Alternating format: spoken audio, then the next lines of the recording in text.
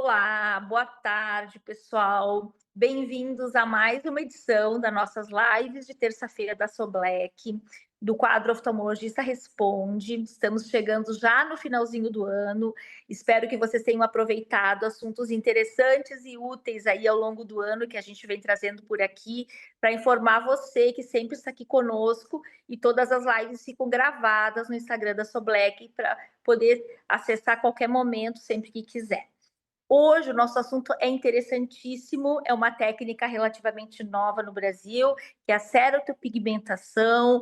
Nós vamos receber o expert nesse assunto, o Dr. X, que é referência aqui no Brasil nessa técnica, que devolve a autoestima para esses pacientes, como é importante, né? A ceratopigmentação, eu vou falar bem resumidamente aqui, é como se fosse uma tatuagem que devolve a cor para aqueles olhos que ficam brancos pós-trauma, pós-cirurgias repetidas, onde o paciente acaba não enxergando mais e fica aquela cicatriz branca no olho e esteticamente fica muito, muito feio. Então, ela devolve essa cor, né, para ficar mais semelhante possível ao olho contralateral. Doutor X, quero lhe dar boas-vindas, quero lhe agradecer por estar aqui conosco, e a palavra é toda sua. A gente quer saber mais sobre ceratopigmentação, o que é, quais são as indicações, como é que é o pós-operatório, o intraoperatório. Então, estamos todos a seu ouvido. Muito obrigado, doutora Karina. Sempre um prazer estar falando para a Só Black. Eu acho que é, é uma organização muito séria, né, em trazer conteúdo, em trazer nesse ponto educacional, né? Então é muito importante a gente trazer esclarecimentos tanto para os próprios oftalmologistas quanto para a população em geral. E esse procedimento que eu tenho trabalhado nele aí há uns últimos 9 anos, e que tem cada vez mais feito meu olho brilhar, né? Que é a ceratopigmentação.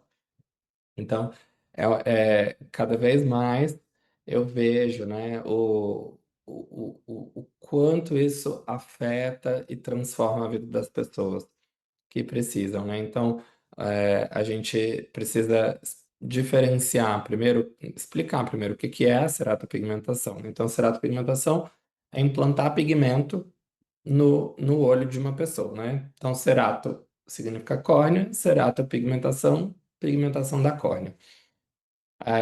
Mas para que que a gente vai pôr pigmento numa córnea, né? Então, a principal indicação, e na verdade a única indicação de fato reconhecida pelo CFM, e aqui eu já trago até essa novidade, porque até então faltava uma regulamentação do Conselho Federal de Medicina, e isso mudou a partir de setembro desse ano, quando o CFM emitiu um comunicado, uma nota, então, esclarecendo e regulamentando a ceratopigmentação para olhos cegos. Então, para olho cego ou com baixa visão, sem prognóstico visual, né, que não tem outra alternativa, então, como medida de última alternativa de tratamento, a gente pode fazer a ceratopigmentação, desde que seja feito por um oftalmologista, num centro cirúrgico, com um material adequado, né, ou seja, pigmentos registrados na Anvisa, todo o material estéreo. Então, a gente vai implantar os pigmentos no olho dessa pessoa que estava de alguma forma desfigurado, né? Então, a pessoa que ficou cega, perdeu a visão e o olho ficou esbranquiçado, ficou com uma alteração de desfiguração. Para essa finalidade, a gente chama de ceratopigmentação terapêutica reconstrutiva, tá? Então, a ceratopigmentação ela pode ser terapêutica, significa que é para tratar algum problema, né? A ceratopigmentação terapêutica, ela pode ser em olhos cegos, e aí ela é uma ceratopigmentação terapêutica reconstrutiva, né? É como se fosse uma cirurgia reparadora ali, reconstrutiva. A ceratopigmentação terapêutica, ela também pode ser funcional, nos casos de pessoas com visão que têm algum problema naquele olho. Então, por exemplo, uma aniridia traumática, uma diplopia monocular por causa de uma pupila dupla, uma iridectomia, um cisto uriano que tirou e ficou aquele defeito. Então, tem algumas situações que é descrito, já está bem documentado, a indicação médica da ceratopigmentação terapêutica funcional, tá? Só que para essa indicação, o CFM ainda não autoriza. Para olhos cegos, com uma finalidade reparadora, reconstrutiva, isso sim já está autorizado. Então a gente faz, né, no Brasil, é o meu foco já há muito tempo, é trabalhar nisso, na reconstrução desses olhos desfigurados. A ceratopigmentação, ela também pode ter um cunho puramente estético, que seria mudar a cor do olho, por exemplo, para pessoas que enxergam normalmente, que querem simplesmente mudar a cor do olho, ter um olho azul, verde, mel. Isso é totalmente contraindicado aqui no Brasil. No exterior, tem vários países que fazem, que já tem liberação para fazer, na Espanha, nos Estados Unidos, na França, na Inglaterra, na é, Alemanha. Enfim, tem vários países que fazem. No Brasil, a gente ainda entende que faltam estudos, é uma cirurgia que tem seus riscos, então, para um benefício ainda questionável. Então, no Brasil não é permitido, mas para olhos cegos, sim. E aí, quando a gente fala assim, mas né, é terapêutico num olho cego, e aí quando você vai entender que na verdade você não está tratando a pessoa, né, o olho que está cego, e sim a pessoa que está doente por causa daquele olho que ficou esbranquiçado, a gente começa a entender, né? Então, no curso que a gente faz de pigmentação, né, eu e o Dr. Garotti, tem uma aula com uma psicóloga que é incrível, assim, que é uma psicóloga especialista em psicologia da autoimagem, e a gente lida exatamente com isso, quer dizer, o quanto que afeta uma pessoa, primeiro, perder a visão de um olho, né? Depois, você se ver, quer dizer, no espelho e não se reconhecer, né? O nosso olho, ele representa a nossa identidade. Então, a gente já viu, cansou de ver em congresso médico, vai mostrar um paciente, mostra o corpo inteiro e põe uma tarja preta no olho. Por quê? Porque você tampou o olho e você tampou a identidade da pessoa, né? Então, quando a pessoa tem um olho desfigurado, qualidade de vida vai para o chão. Fobia social, ansiedade, vergonha. A pessoa vive com vergonha 24 horas por dia.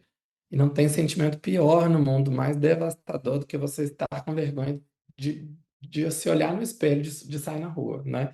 Vários pacientes relatam para mim que eles não têm espelho em casa, que eles não têm coragem de se olhar no espelho,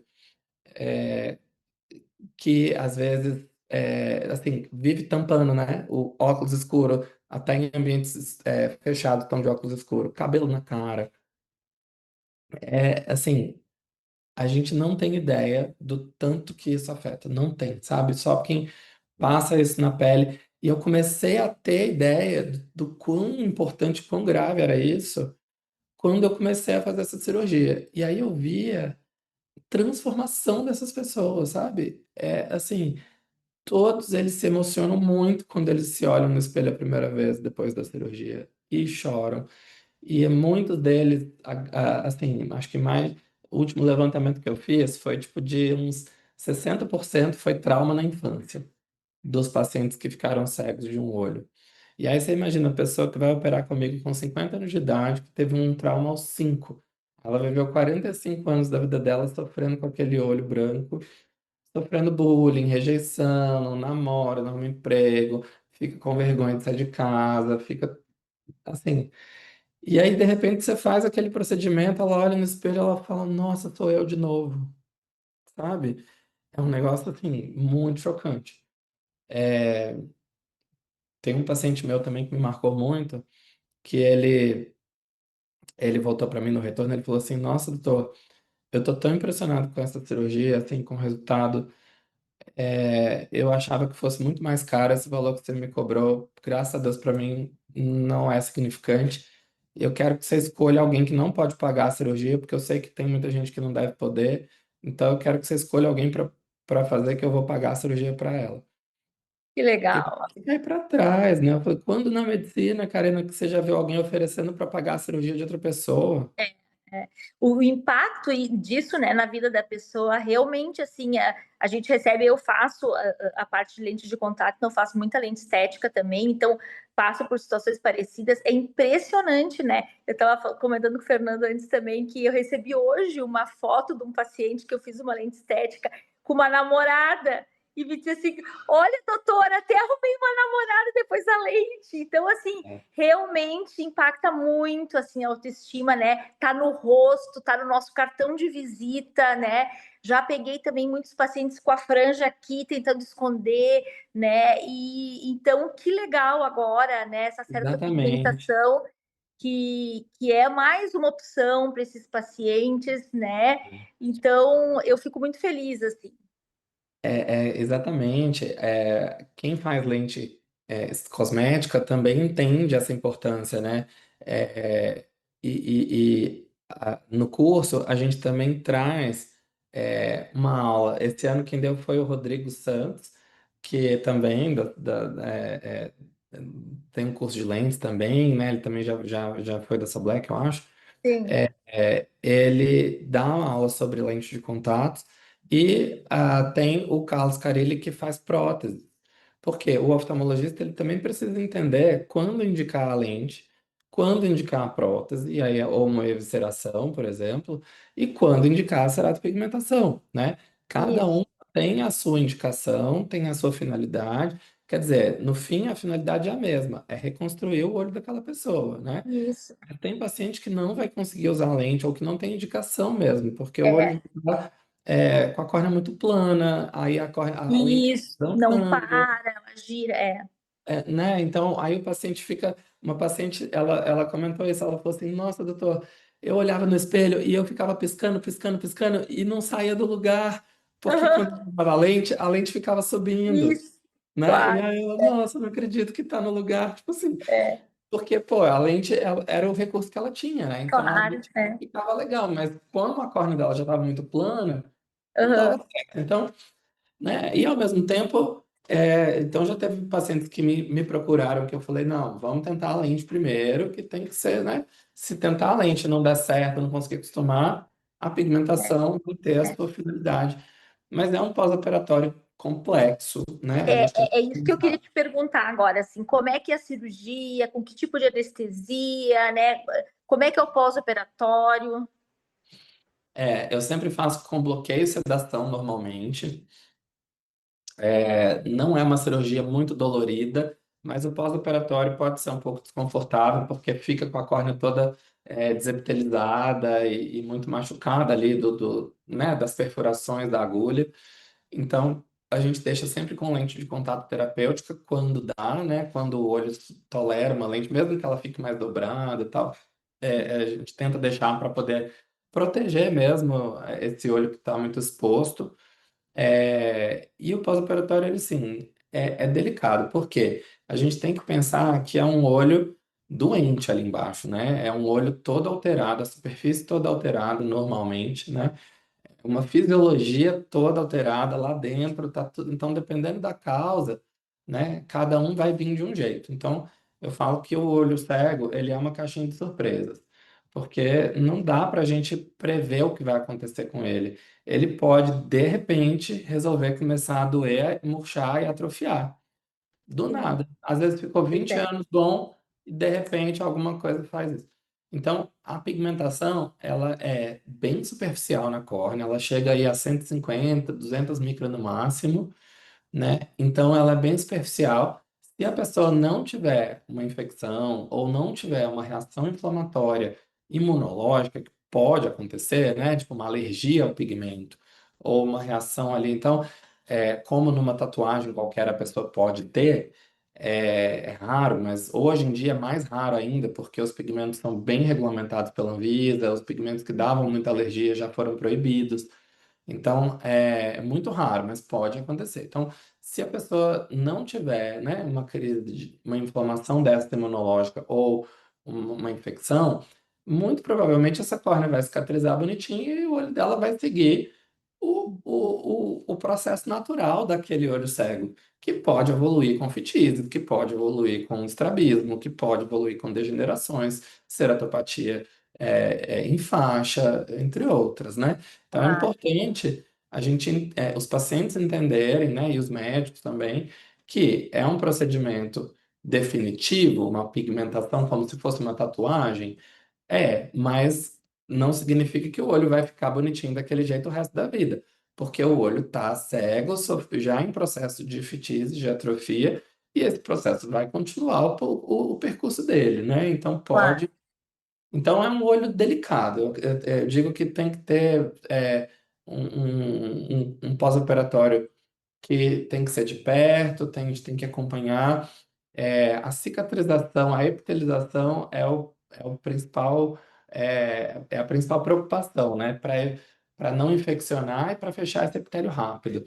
Então a claro. gente tenta otimizar ao máximo a superfície e a epitelização vai demorar em média aí umas 2 semanas, tá? Tá. Então é um tempo longo Uhum. perto das outras cirurgias que a gente está Sim. acostumado, né? Superfície, Então, né? exige um cuidado especial com o uso de antibiótico tópico, óculos de proteção, eu ponho proteção para dormir, Aham, doxiciclina oral, sabe? Tudo aham. que fazer para poder Todos acelerar os a cuidados cicatrização. necessários, né, para É, evitar. é. X, e me diz uma coisa, e esse pigmento, ele vai perdendo a cor, tem que refazer, não tem? Como que funciona isso? Ó, os pigmentos que eu uso hoje em dia, pelos e pelos estudos são os mais indicados para a córnea, são pigmentos inorgânicos. Significa que são pigmentos minerais, a maioria deles, óxido de ferro, dióxido de titânio, Hum, óxido de crômio. Então, são minerais e esses minerais eles não sofrem degradação com o sol, por exemplo.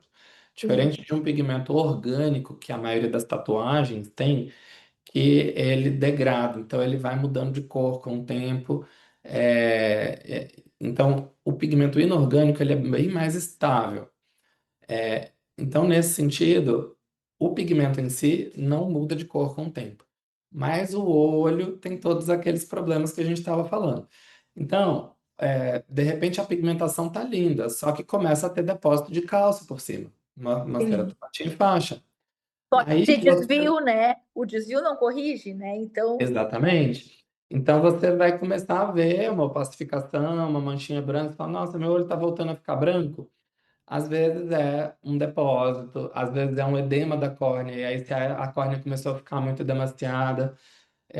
Então, por exemplo, eu já tive um caso pós-transplante de córnea, que de repente começou a perder pigmento, a córnea edemaciada, e aí ficou o desenho bonitinho do transplante, sem pigmento, e em volta o pigmento estava lá quietinho.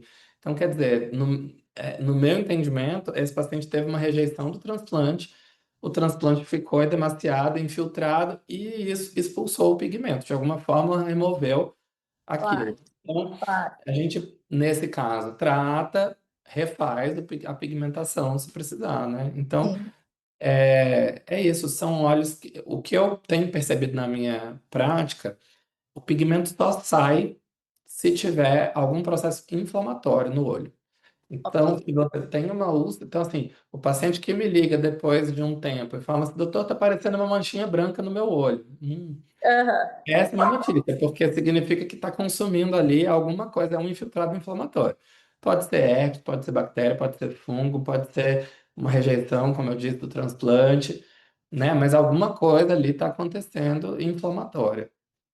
E aí você controla a inflamação, trata e, se precisar, refaz a pigmentação, né? Então, mas se o olho tiver bem estável, a superfície estiver bem e não estiver inflamado, o pigmento fica lá, ele fica inerte na córnea, ele não vai sofrer alteração com o sol, então ele vai ficando, né? Aí o e, olho vai envelhecendo. claro.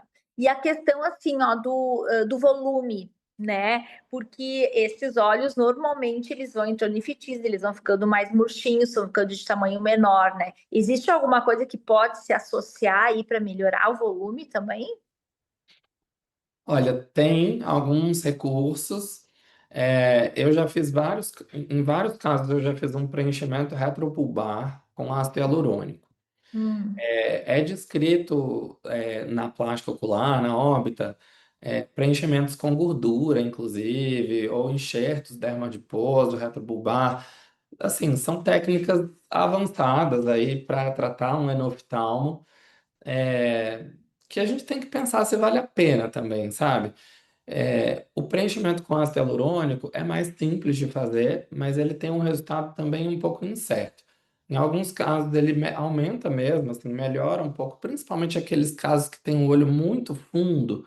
Aí a gente Sim. pode fazer um preenchimento em volta, porque ele realmente dá um volume periorbital, assim, que empurra o Aham. olho um pouquinho para frente.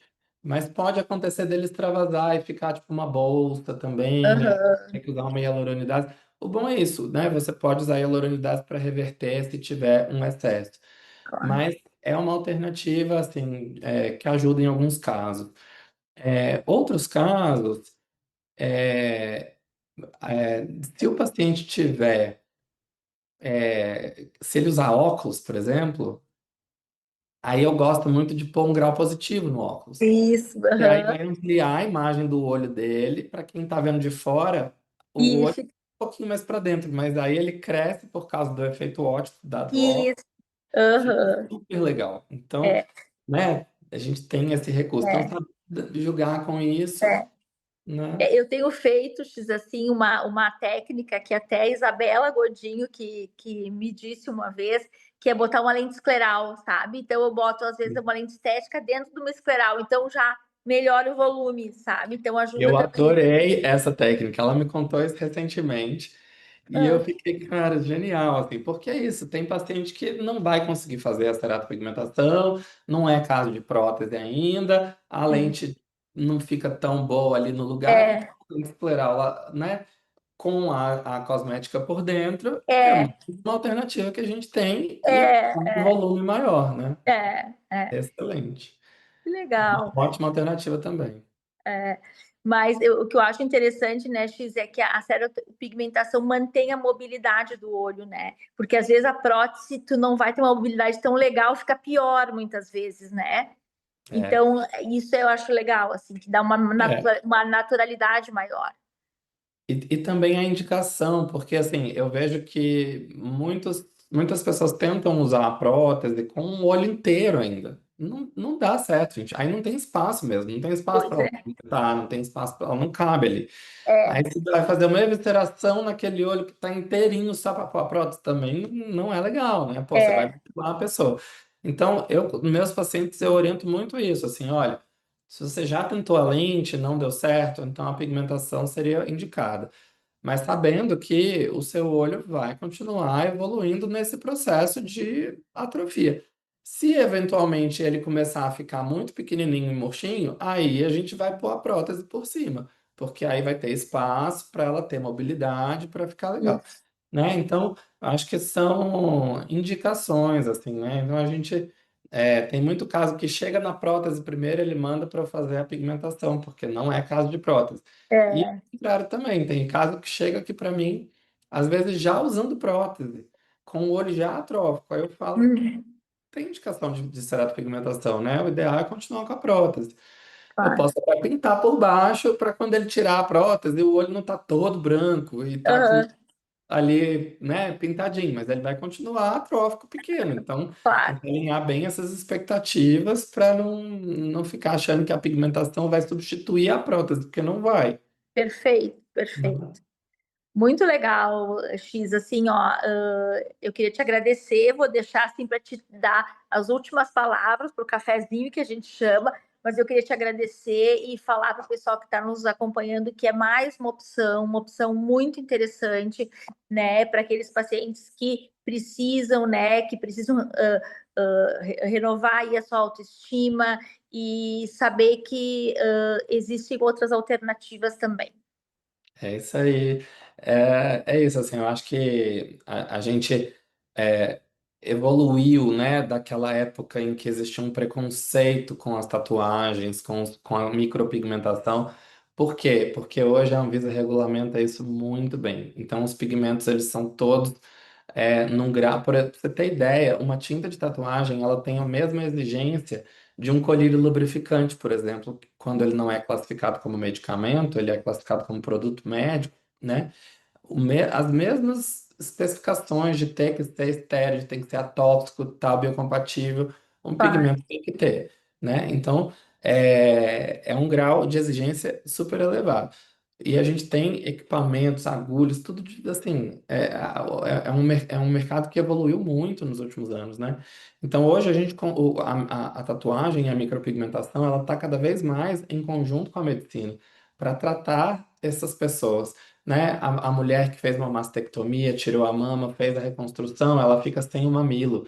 Gente, isso para a autoestima da mulher é terrível. Você vai lá e faz a micropigmentação, faz uma tatuagem ali, o desenho da areola, essa mulher nasce de novo, né? Então, para lábio leporino, para correção de cicatrizes, para pessoa que a alopecia, que não tem sobrancelha, eles conseguem desenhar bonitinho. Então, assim, até a unha, tem gente que perdeu a ponta do dedo, não tem unha, faz a tatuagem da Sim. unha, sabe? Então, isso é um ramo novo aí de reconstrução corporal com o uso da pigmentação. E a ceratopigmentação, ela se enquadra nisso, né? Só que tem que ser um oftalmologista fazendo, porque a gente está lidando diretamente com o olho que Claro. corre. Precisa de um diagnóstico, precisa de um antibiótico, precisa de um acompanhamento, pode perfurar, pode ter problema nesse É, olho, né? Então, tem que ser um oftalmologista, mas entra dentro desse conceito aí de procedimentos reconstrutivos com a pigmentação que estão cada vez ganhando mais espaço. Os médicos precisam entender que isso é uma alternativa para os nossos pacientes, que muda muito a vida deles, que agora já tem liberação. Então, assim, se antes a gente já fazia, porque já podia fazer sabendo de todo o histórico, de todo o embasamento científico que tem, é. agora a gente tem realmente o aval do Conselho Federal de Medicina, que autoriza o uso da ceratopigmentação para essas finalidades reconstrutivas em olho cego, né? Então, a É. gente precisa incluir isso na nossa prática médica, né? O oftalmologista que não sabe disso, que não ofereceu isso para o paciente, ele já está atrasado. Exatamente. Então, é o nosso papel aqui orientar, mostrar que existe alternativa, né? Que não pode dizer para o paciente se conformar, que tem que ficar daquele jeito. Não, existe. Graças a Deus, hoje nós temos liberação, tem médicos capacitados para fazer isso, realmente tem que ser oftalmologista. E estou muito feliz por te receber aqui, X, a sua Black agradece. Então, mais uma live aí para informar a população e aos colegas aí das alternativas para a saúde ocular.